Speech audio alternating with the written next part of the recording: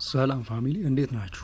ዛሬ እንዴት ሙሉ ቬሪፋይድ የሆነ የባይናንስ አካውንት እንደምንከፍት እንመለከታለን። ወደዛ ከመግባታችን በፊት ግን ባይናንስ ምንድነው እንዲሁም ለምን ይጠቅማል የሚለውን ባጭሩ እንመልከት።